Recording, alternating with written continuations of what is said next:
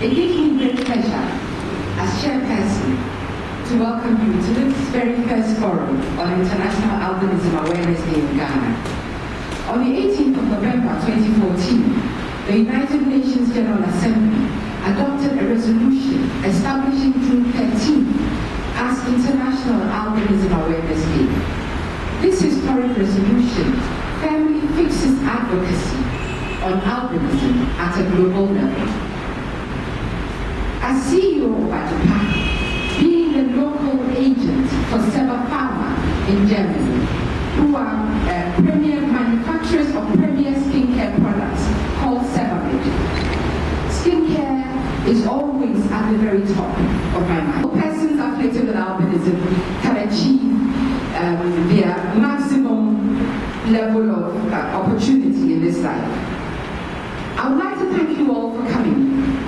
By coming and by showing that you care today, you have made this country a better place.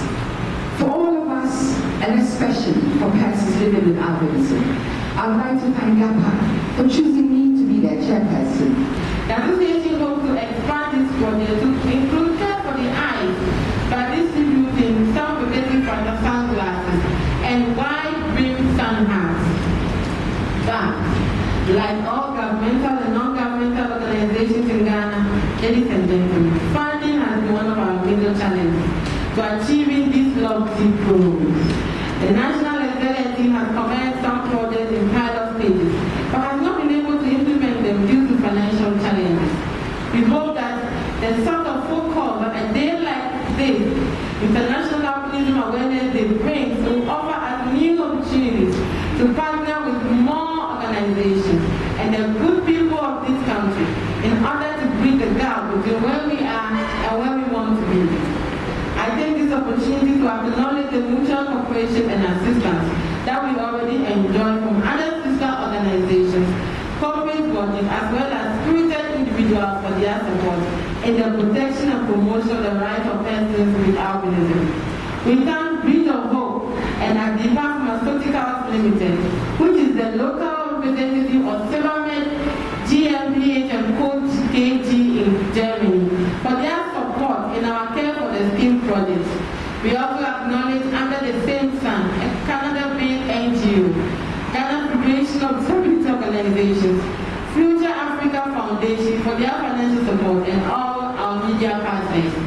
In conclusion, I wish to inspire you, all of you, to make today a day of some reflection, calm and yet very rigorous reflection of a human being. Who is a human being? One may be short, one may be tall, one may be fair, one may be dark, one may suffer from diabetes or hypertension or even stroke or some circumstance that led to an amputation. One may be visually impaired, one may be hearing impaired, one may be intellectually disabled, one may be mentally disabled, and one may be half albinism. One is still a human being. I thank you for your kind attention and I wish you a pleasant and productive celebration. It's a privilege because today I've learned a great deal. And what I've heard today and learned, I'm going to make sure that we can translate into greater advocacy for persons with disabilities, for persons with albinism issues. We hope in the weeks and months to come that we can partner you so that we can raise awareness about the issues that are of concern. Okay, one thing is that you see, being an albino, you have certain conditions. Which, for example, if you're an albino and you have nystagmus or amblyopia, it can make you a low vision patient. That means you don't see like perhaps how a normal person is expected to see. You see up to a certain point. When it's that way, it's termed as a visual impairment. So usually when we are going to seek for employment, you are supposed to let them know that this is the condition you have. When it's like that, the tax involved is reduced. Okay. Okay, and I think that the awareness about albinism too is quite low. So this kind of platform is very good to raise awareness, to let them know that albinos are like anybody else. The only exception is that they lack certain melanins that create certain disabilities for them. Okay. Any other questions? High progress of albinos. But there are some other diseases which disturb the eye of every individual. Yeah. I'm quite aware as we have an itching of eye. What might be the cause of that? Maybe sometimes not the eye alone, but the nose and then the ear. Majority of these kind of itching problems are allergic related. Allergic means that there is something perhaps in the environment, or maybe something you are using, or something you are eating that is not going well with your system. That means your system cannot tolerate it. But for your system to react, it reacts by giving you signals like itching, okay? Itching, and sometimes your eye tears a lot. You get a lot of water coming out of your eye. Usually what we do is that when it's got to do with the eye, we give you antihistamine or mast cell stabilizers. That means when those allergen goes into your body, there are certain antibodies that are released. When we give you those antihistamines, it arrests them. Okay? But after a period of time, if you are exposed to those kind of things that bring those allergies, you have those itching again. So if you are having a lot of itching problem, ear itching, a lot of nose cold, you need to watch what kind of thing do I get into contact with that my eyes itches a lot, or that my ears itches a lot. Is there any particular food that I've eaten that gives me those kind of problems? You realize that there are people that when they chew granules, I'm just giving an example, yours might not granules. They itch, their eyes itch a lot, their ears itch. So all these things are what? Allergic problems. We can give you medications for it, but we also need to identify what causes those kind of reactions. Am I clear? But it's a thing which you cannot be able for them to correct the eye that can be identified. I'm looking at it at home. But I realized that when I was young, I'm able to look straight, but as I grow older, now when I'm looking at things, since I'm not looking at the person at a certain angle, then I'm also asking that, should we also have doctors testing you to know if you are a bad person, to know whether you have an ability in your system, so that when you are going to get married, you know that you have to get married to someone who doesn't have that gene in the system, so that he will not get the chance of giving birth to an ability. Okay, I said this on the eye. Even babies, 1 month-old babies can be operated, okay? Grown-ups can be operated, but before you are operated, we try to see the prognosis, whether after the surgery, the result is good, okay? Usually, if people have certain conditions like muscular problems, the eyes looking elsewhere, it's better if they operate them at a very early age.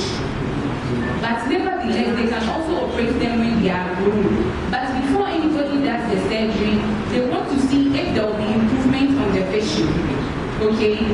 If they operate your eye, will you see better than you were seeing or not?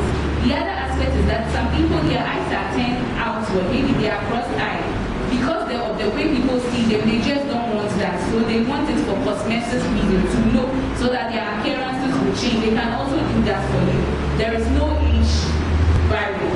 So long as you are willing for it to be done, it can be done for you. What I know as I now is that researches have been done. People's blood can be tested to see, but as to see whether they have the recessive gene of albinism in them. But I'm not aware whether we can do that in Ghana now. What happens is that if they have other conditions like high hyperopia, their eyes get fatigued easily, and also because of stress on their eye, they start rubbing their eyes right. But as in putting on glasses and making your eyes itch, I'm yet to really examine somebody with that condition. Is there any? I went to the several hospitals for an eye test, but they said there's nothing wrong with the eye. She said she's been visiting the eye clinics and hospitals, and they say there is nothing wrong with their eyes, that their eyes are fine. That is good news.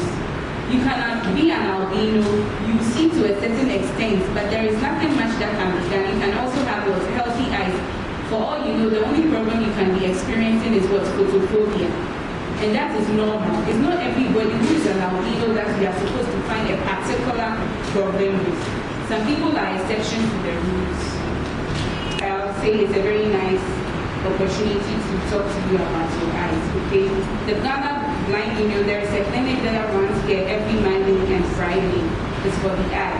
So if you have any eye problem, you can come there, okay? Thank you very much. Thing is wrinkles. The skin becomes very dry, also through the sun exposure, and becomes scaly. And some of these scales look like wrinkles. So you can improve the appearance of the skin. We can make the skin softer. But if real wrinkles have developed, creams will not remove them. Unfortunately for people with albinism, unfortunately for the black population of Ghana, black skin is less at risk for skin cancer and skin burns and skin aging. And that's why you don't find it everywhere. If you go outside, you will find it everywhere. So here you find it in some pharmacies, especially the Sebamate product. This is the official sun care products that are available in Ghana. So these ones, you find them in pharmacies. And you find them in supermarkets where white people buy their things because they are the ones having to protect their skin from sunlight. So you find them in supermarkets and in pharmacies. Of course, not as in such big quantities as it would be required, but this is where you will find it. So the big pharmacies, they normally have the Sebamate products.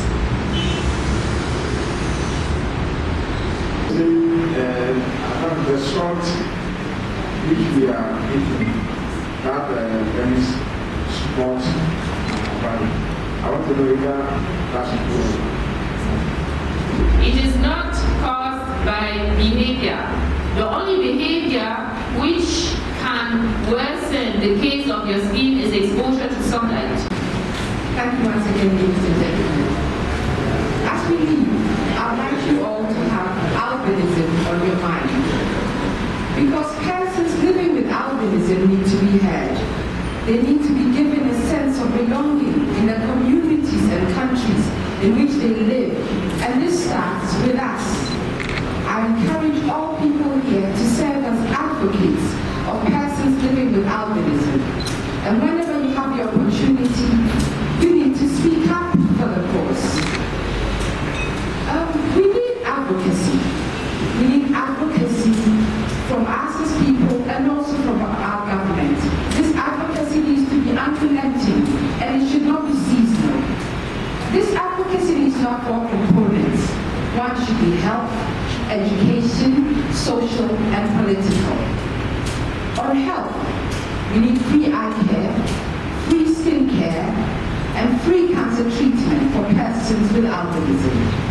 On education, parents must do all things possible to integrate their children with albinism with others who do not have the condition. Please, it must happen at all costs.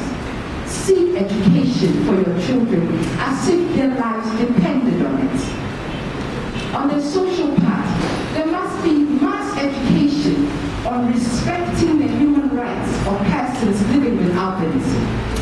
On the political aspect, I must say, I'm glad that we have the person of Madame Samia Nkrumah in our midst, whom I'm sure will continue to advocate for us politically. I thank you all for making the time to come here, and I know our cause will get very far.